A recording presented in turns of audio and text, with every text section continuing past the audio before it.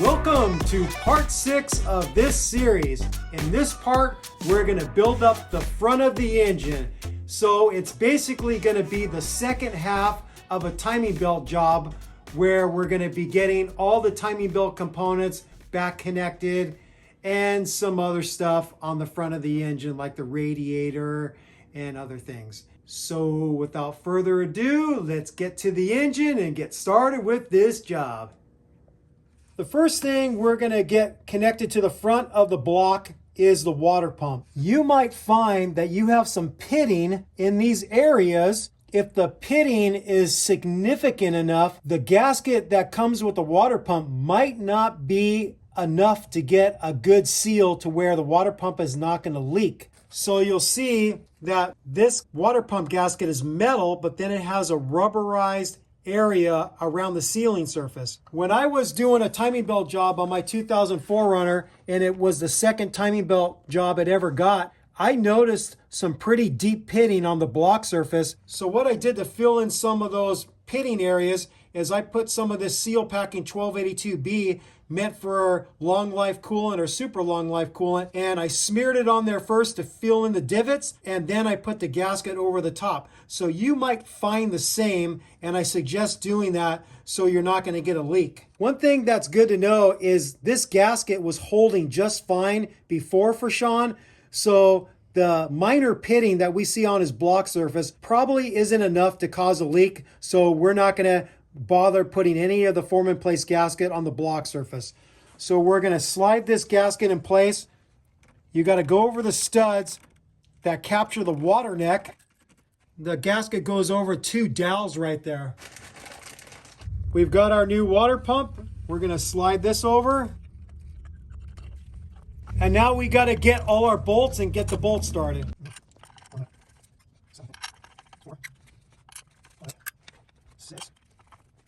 7 right down here. Okay, all 7 bolts are started. I'm just gonna touch them down using my extension and socket, get them all equally snugged up by hand. The torque spec for these bolts is 14 foot-pounds. I'm just gonna bring them up gradually.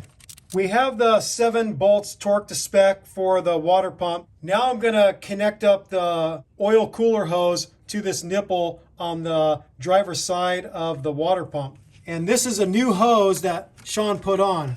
I'll grab my bent nose needle nose pliers and get the constant tension clamp in place.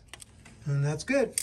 Next, we're going to get the thermostat installed and the water neck installed over the top of it onto the water pump. Sean has an aftermarket thermostat that opens at a lower temperature than the OEM one. He has one that opens up at 170 degrees, and this is because the engine runs a little bit hotter with the supercharger. If you have an OEM thermostat, this would be a good time to replace it and replace the gasket. So this gasket goes over the edge like that. Take this opportunity to put a new thermostat in a new thermostat gasket. You're going to want to make sure that your water neck surface is really clean. You might find some significant pitting on here, and so if you do, then you might want to replace it because this could be a possible leaking spot. So this is what an OEM thermostat looks like. It has this little doohickey right here, jiggle valve. The factory service manual instructs you to put this pointing down towards the ground at the 6 o'clock position. So if you have an OEM thermostat, you're going to want to put it in just like this with the new gasket with the jiggle valve pointing towards the ground at the 6 o'clock position. With this aftermarket one, it doesn't matter the position you put it in because there's no jiggle valve. So we're just going to set it into the water pump, and then I'm going to get my water neck and I'm going to slide the water neck over. There's a wiring harness bracket that needs to go over this top stud. So capture that and then get this top nut in. And then I'm going to get the other 2 started, and the torque spec for these nuts is the same torque spec for the water pump bolts. It's 14 foot-pounds. Our original routing of the knock sensor wiring harness was wrong. We had it coming behind this bracket and it got in the way of the number 3 timing cover. So you want to have it exit on the passenger side of this idler pulley bracket. It's going to go around the water neck right like that. And then when you put the number 3 timing cover, it's going to keep it in place. I'm going to get all the bolts started. The torque spec for these number 3 timing cover bolts is 80 inch-pounds.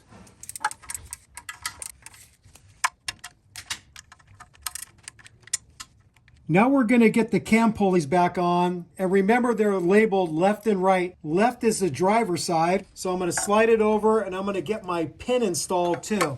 I'm going to get my 17mm bolt on there, and then I'm going to get the right cam pulley installed. And you'll notice that this one's going to be upside down if you remove that head and got those double dots on the cam gears lined up. It's going to end up like this, but it's not a big deal because you could just turn it back up to the 12 o'clock position, getting ready for the timing belt.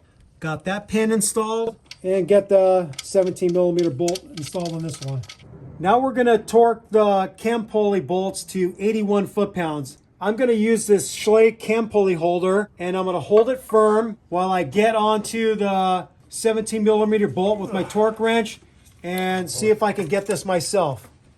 Nope, I don't got the right amount of leverage. I'm going to switch to a bigger pulley holder and a bigger torque wrench and see if I can get it easier. I have the bigger universal pulley holder. I'm going to get it captured into the cam pulley, and then I'm going to get on with my bigger torque wrench and see if I can get this now.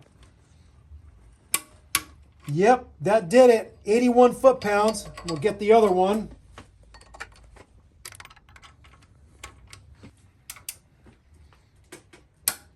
There it is, 81 foot-pounds. Now that we got both cam pulleys torqued to spec, I'm going to turn this right one to be at top dead center. So I'm going to bring it up 180 degrees. And don't worry, you can turn these independently because this is a non-interference engine. And it'll jump like that because you're overcoming the valve spring pressure. And that's looking pretty close. Normally the timing cover would be painted a little bit, but I think from cleaning it, the paint wiped away, but it's pretty lined up, and this one's lined up also. Next, we're going to get the cam position sensor back installed. You see this pin right here? It goes into this hole right here in the head. Then you just get the 10mm bolt started. The torque spec for that bolt is 71 inch-pounds. The wire going to the cam position sensor needs to route behind this part of the number 3 timing cover. There used to be a clip that would hold it, but it's no longer there. So what you're going to want to do if you're in the same situation is put a zip tie on there to capture the wire and hold it there, because this keeps the cam position wire away from the moving timing belt so it doesn't sever it. So you're going to want to do that, and then when we get the other cover in place, it's going to go right into that indentation right there when you put the other cover over the top. You can see that little indentation that the cable is going to ride through. Next, we're going to install a new number 2 idler pulley up top with the 14mm bolt. The torque spec for this bolt is 30 foot-pounds. There it is, 30 foot-pounds. We're now ready to get the tensioner partially installed. We're just going to install it with the bolts a little loose because this will enable us to get the belt on easier. Now see this rubber thing right here? You might find that this rubber thing was still in here on the oil pump housing, and you're going to want to remove that because the new one has this already. So here's the new one with the pin installed. So the piston is being held back, and I'm going to go underneath here and get it lined up. I've got the front bolt in partially. Now I'm going to try to get the back bolt in, and again I'm going to use a long extension coming up from underneath to get back here. This time, instead of using a swivel, I'm going to try it with a wobble extension. So the wobble extension is going to give me a little bit of articulation, and it's not going to be as floppy as the 3/8 swivel or 1/4 inch swivel. I'm going to put 2 pieces of electrical tape on here to give the bolt something to hold on to. So I'm going to force the bolt onto there, and then now you see it won't fall off. There's a high chance when I'm trying to feed it into that tight area, it's going to fall off. Okay, it's clearly started, so I'm going to back this one off about equal to the front one. And then we'll see where that gets us. When it's time to get the timing belt on, if the tension is too much, we can back off the bolts a little bit, but I'm going to start there. Next, we're going to get the number 1 idler pulley in place. You have to remember to put the washer on the back side, and it screws into the oil pump housing right here. If you watched our timing belt video, this is the one that ended up stripping out on us, and it has happened to other people as well. This hole is a through hole. It goes all the way back through, so this could be a pathway for engine oil to get through. You should use some type of thread sealant on it so oil doesn't sneak past it. You have to make a decision. Do you use a thread locker or do you use some form in place gasket? Because this stripped out before on us, I'm of the opinion that maybe a little form in place gasket might be a better choice, but use your thread sealant of choice. So we went with the black 103 FIPG as our thread sealant. This is an Allen head bolt. It's a 10 millimeter. So this part of the pulley drops into here, rests up against the timing belt tensioner.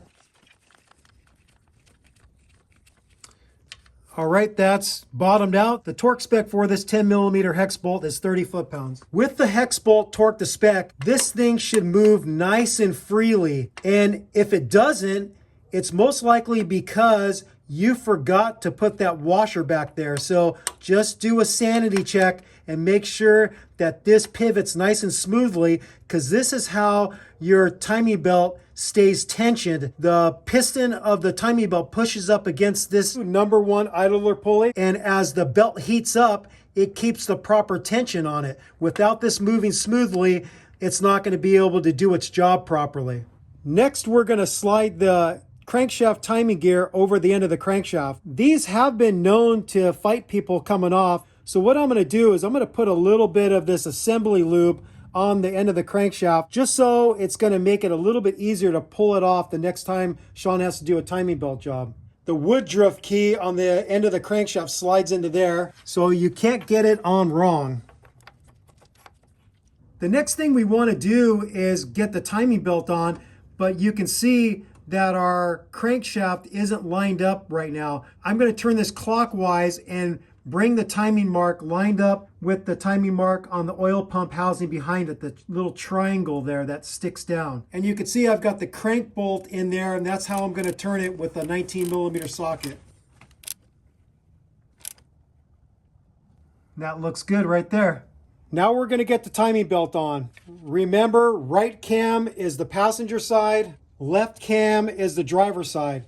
So I'm going to line up the arrow on the belt with the timing mark on the pulley. You see it right there.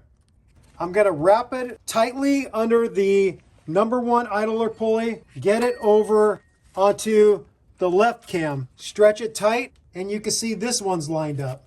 I'm going to bring the belt around. I'm going to get it around the water pump pulley. So now you have the CR line. And remember earlier, we put an orange dot on the timing mark that faces forward so we could see it easier. You'll notice that we have the timing belt clamped on the right cam to hold it in place so we don't lose that alignment. From experience, if you take this left cam and you turn it clockwise a little bit, it's going to give you a little bit more slack in the belt to get it properly aligned with the crankshaft timing gear. So I'm just going to turn it a little bit this way and give myself a little bit more room to work with the belt. So now I'm gonna go underneath to where I could see the line better on the belt and get it aligned with the orange dot on the front side of the crankshaft timing gear. By turning the left cam clockwise a little bit, it slackened up the belt, and you can see now I have the CR line, which is for crankshaft, lined up with the timing dot on the front of the crankshaft timing gear. I'm gonna route it around here, and then there it is. It's in place. Now with the timing belt properly installed, with all the timing marks lining up like they're supposed to, I'm going to tighten up these 12 millimeter bolts that hold the tensioner to the oil pump housing. Since the timing belt tensioner is under hydraulic pressure, you're going to want to draw up these two 12 millimeter bolts equally. I'm going to have Sean help me. He's going to work the ratchet from the front side. I'm going to be working the long wobble extension with a 12 millimeter socket from underneath. And we're going to work in tandem to get these bolts cinched up. The torque spec for the timing belt tensioner bolts is 20 foot-pounds. Because of the tight access and the size of the torque wrench, we couldn't actually get them to a torque spec, so we just went by feel and snugged them up nice and tight. The timing belt tensioner is now properly installed. We've got the timing belt properly installed, and we know that because we lined up the marks on the belt with the cam pulleys and with the crankshaft timing gear. But anything could happen. Maybe somebody put the line in the wrong spot, who knows? So to verify that you absolutely have your engine timed right, we're gonna do 2 full revolutions of the crankshaft. For every full revolution of the crankshaft, the cam pulleys do a half revolution. So that's why we have to do 2 full revolutions. So I'm gonna get onto the crank bolt with a 19mm socket. I'm gonna turn the engine clockwise as I'm looking at the engine from the front of the vehicle.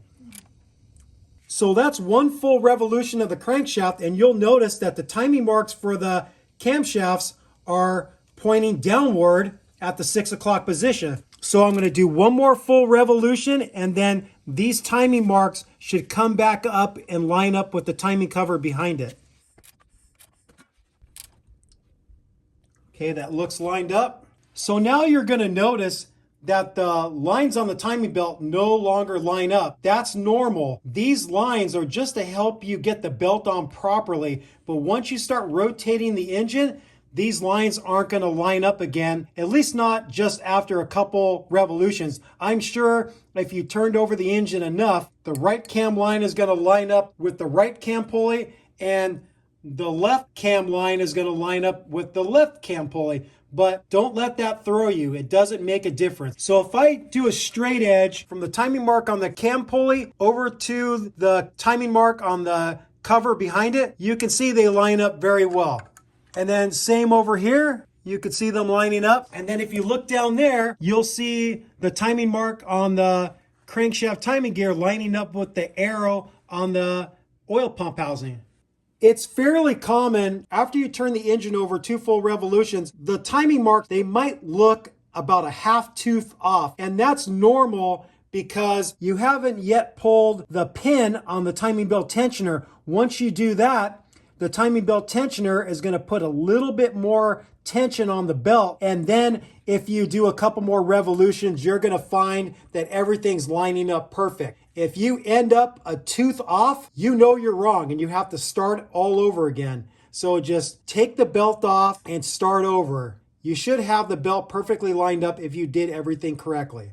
All right, I'm going to pull the pin on the timing belt tensioner to release the piston.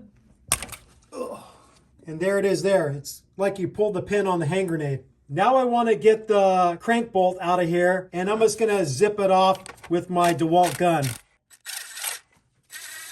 Now we're going to slide on the timing belt guide over the end of the crankshaft, and remembering the orientation, the slightly dished out side faces forward, slightly concave. The slightly convex side faces the belt. So you just slide that sucker on like so. Next, I'm going to make 2 electrical connections. The first one is to the crankshaft position sensor. We disconnected these to get more movement out of the whole wiring harness. There we go, it's snapped. And then the other one we're going to connect is the oil pressure sensor right near the oil filter. And that one's connected. Next, we're going to install the number 1 timing cover. It's the lower one that goes over the crankshaft. The torque spec for the 4 timing belt bolts is 80 inch-pounds. Now I'm going to reattach the starter wire bracket with the 2 short 10mm bolts. I couldn't find a torque spec for these. I'm just going to go ahead and use 80 inch-pounds. That's a pretty common torque value for a small bolt like that. Instead of putting on the old, boring-looking crank pulley, also known as the harmonic balancer, Sean is choosing to put this cool URD red crank pulley. Yeah, sick mods. Sick mods. This is not going to have the same type of dampening that a harmonic balancer will have, because the harmonic balancer is a 2-piece unit with rubber to add some dampening to the vibrations of the engine. So I really don't know how well this is going to work for the engine, but it's his engine and we're going to go for it. We're going to slide this over and find the alignment with the woodruff key. There it is. We're going to get a new crank bolt installed. You don't want to reuse the crank bolt because it's torqued to such a high torque spec, so you got to get a new one. So normally you would be getting your OEM harmonic balancer back on. You would grab the special sleigh tool or your homemade tool and you would get it in these two bigger pins. And then you'd want to orient it to where you can get a breaker bar on here, and you're going to want the breaker bar resting underneath the passenger side frame rail. So if you can visualize this, a breaker bar is going to be going underneath the passenger side frame rail, and that's going to hold it steady because you're going to be turning the crank bolt clockwise and it's going to hold it from turning. But this harmonic balancer holder tool isn't going to work with that crank pulley that he got from URD. So we're going to have to come up with a different solution. So what we've got going on here is the universal pulley holder. We've got the biggest pins available, and I put some electrical tape on the end to protect the metal of the crank pulley. And so we're going to get this in here underneath the passenger side frame and then align these pins with the holes in the crank pulley. We don't want to scratch this up. We're going to put a towel in between here to where we're not going to scratch up the face of it. And then we're going to put a little prayer to the torque gods and hope this pulley holder doesn't break when I'm trying to torque the crank bolt to 217 foot-pounds. I was proved wrong. I thought maybe this universal pulley holder would break under that strain of trying to torque that crank bolt to 217 foot-pounds, but it worked. In a perfect world, we would have had longer pins because the inset of that pulley is pretty deep. We didn't have as much pin engagement as we would have hoped, but what we did to keep it in place is once it was in place in the pulley, Sean went underneath the vehicle and he was pushing his foot against here to make sure that it wouldn't fall out of the pulley and skip out. And then I just got on there with my big fancy snap-on torque wrench and we were able to get it to 217 foot-pounds, so it worked. One downside I'm seeing to the aftermarket crank pulley is there's no timing notch on it. So if you wanted to check your timing, you couldn't use your timing light and see what your timing is.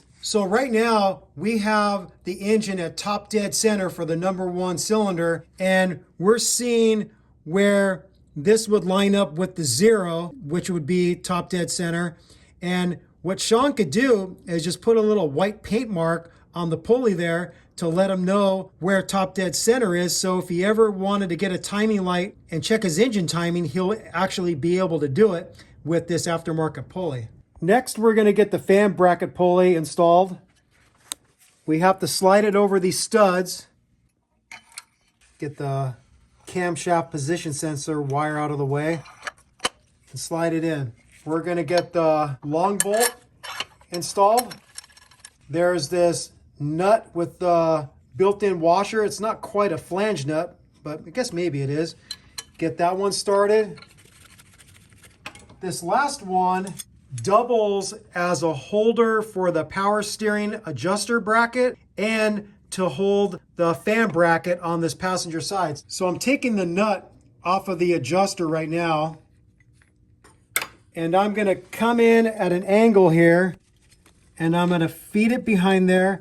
I'm going to get the adjuster in the hole there and then see if I can rotate this up and get it over the stud. There we go, just like that. Then I'm going to get this second flange nut on here. And then I'm going to grab the lock nut for the adjuster and put it in so the adjuster doesn't flop out. And now I'm just going to leave that loose because we still need to get the belt on and adjust it. There's no torque value for this fan bracket that we could find anywhere.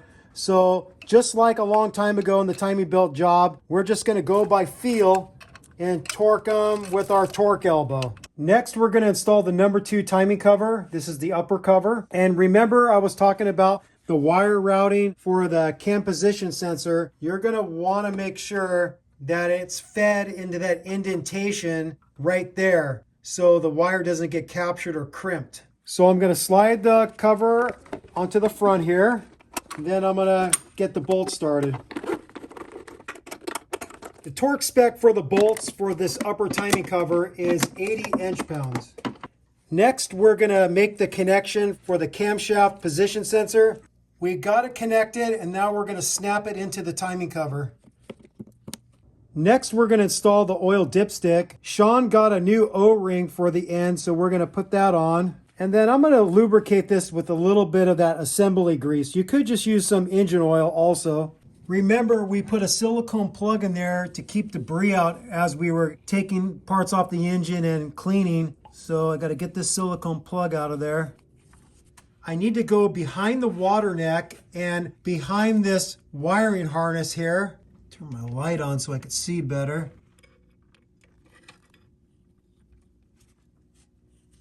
And there it is, it's installed. Now we got to get our bolt in here. This is going to look a little bit different on yours if you have a stock rig and you don't have a supercharger. This little extension right here is to make clearance for the belt for the supercharger. The torque spec for this little bolt is 71 inch-pounds. And then we'll get our dipstick back in place. Next, we're going to get the two fan pulleys installed. The bigger one goes on first. And then this one goes on second. And the deeper side goes towards the engine. Next, we're going to slide the fan clutch over the fan pulley bracket studs. And then we're going to get the nuts started.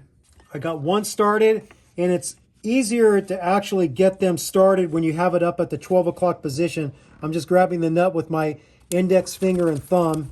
Okay, and then rotate it and get the next one started. To tighten these, I'm going to use a pry bar wedged in between two neighboring nuts, and then I'm going to get onto a third one with the 12 millimeter box end and tighten them by feel.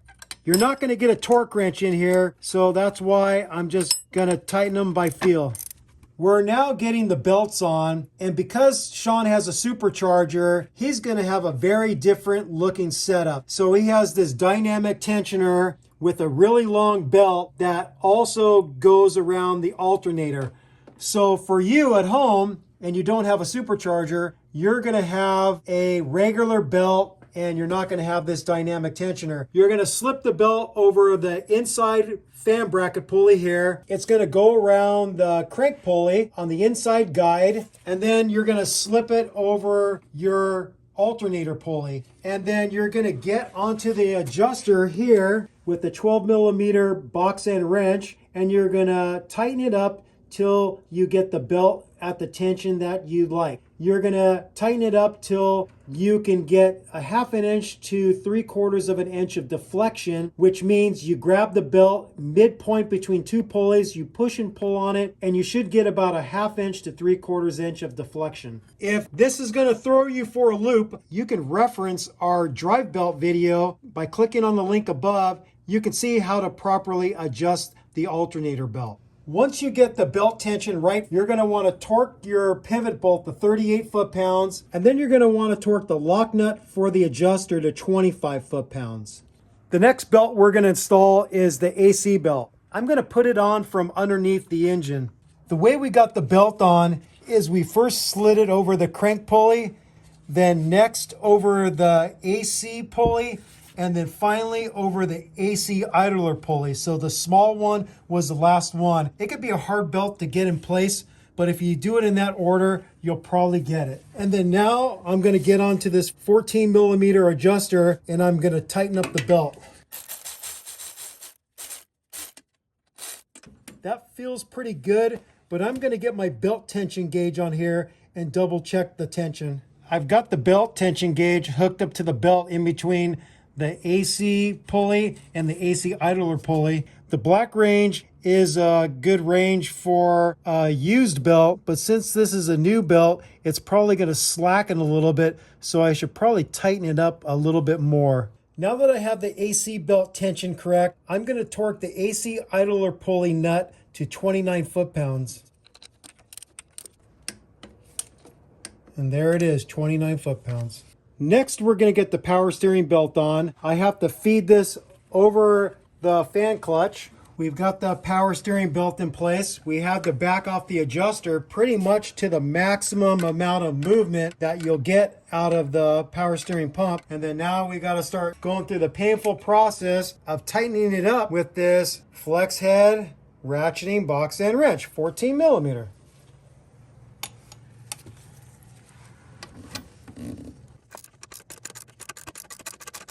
So we'll show you the belt tension gauge in action again. So you squeeze it and the belt is captured right here.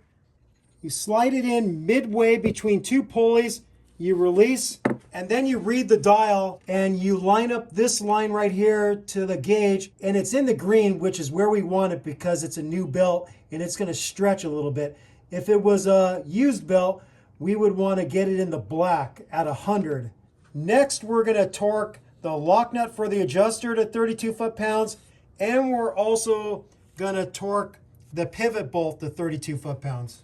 In order to get access to the pivot bolt and be able to torque it, we needed to move the pulley to where one of these openings lined up. So I just got onto here with a big 17 millimeter box end, and I just turned the engine over a little bit to line it up.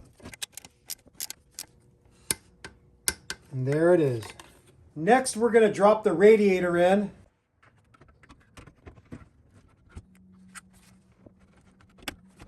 We installed the 4 bolts that hold the radiator to the body. Now we're going to torque them to spec. The torque spec is 9 foot-pounds or 108 inch-pounds. There it is.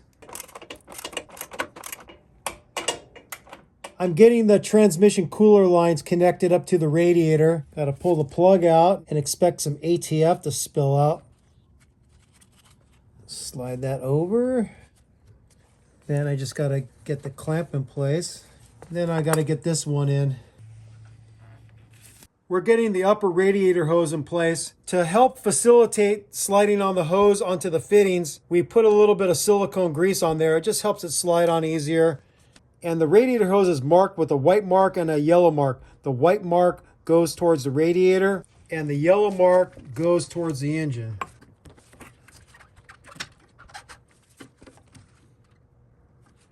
And then this is a new clamp. So we just get that in place. We pull up on the sucker and pop it off. Now we're getting the lower radiator hose in place.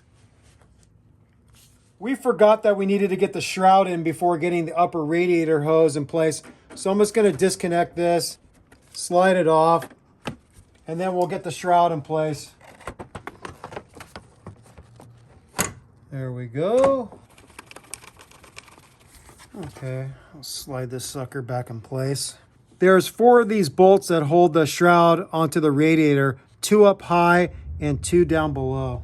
We don't have a torque spec for this. We're just going to tighten them by feel using a 1/4 inch ratchet. If you have the lower section of the shroud, you're going to want to get it in next. If you remember, Sean doesn't have this because he has a body lift and he just removed it. But you would slide the lower section of the shroud in place and then capture the clips on either side and get it in place. Next, we're going to get the reservoir back in place. It slides into this bracket right here near the battery, and this is where it slides into the reservoir. You just slide it down the bracket and pop it in place. And then slide the overflow tube onto the nipple. Get your little wimpy clamp in place. Okay, there it is. All right, we are all done with building up the front of the engine. Now in the last part, we're gonna transport back to my truck because my truck is stock. I don't have a supercharger on it.